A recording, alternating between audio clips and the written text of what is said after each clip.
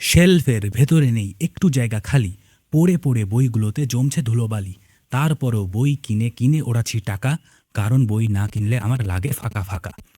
এমন সময় বিবিবি দিল চরম অফার, থাকতে না পেরে আমি করে দিলাম অর্ডার। বই পাঠাতে গিয়ে হয়ে গেল নাম্বার ভুল, টেনশনে বাকি রেখেছি ছিঁড়তে মাথার চুল। অবশেষে 1 সপ্তাহ পর পেলাম পার্সেল, হাতে পেয়েছি কাঁঠাল, এবার গোফে দেব তেল। সুন্দর এই প্যাকেজিং দেখে চাইছে আমার মন, না খুলেই রেখে দিই যেমন আছে তেমন।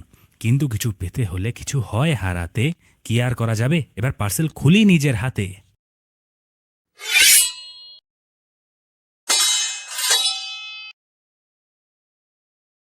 হেইয়ো জোয়ান হেইয়ো।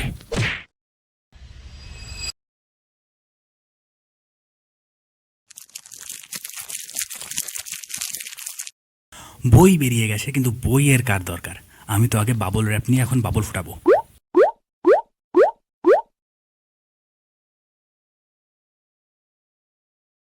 যাই হোক, এর সঙ্গে দুটো কিউট টাইপের বুকমার্ক দিয়েছে।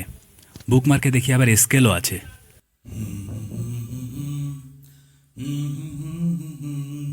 আবার নেক্সট বইয়ের একটা প্রিমিয়াম লেভেলের বুকমার্কও দিয়ে দিয়েছে দেখছি।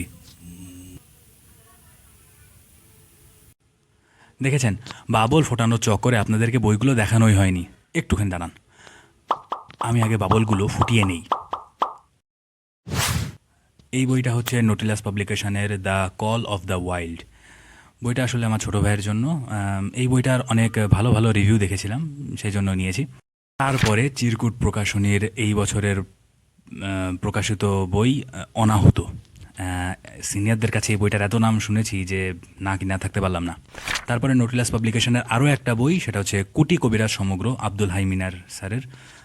জামশেদ মুস্তাফির হার পরে আমি তো মুগ্ধ হয়ে গিয়েছিলাম, সেই জন্য এইটাও নিয়ে নিলাম।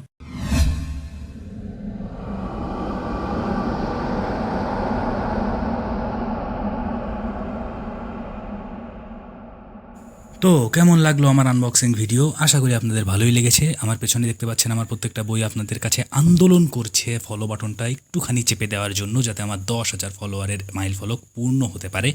তো please follow me and stay tuned.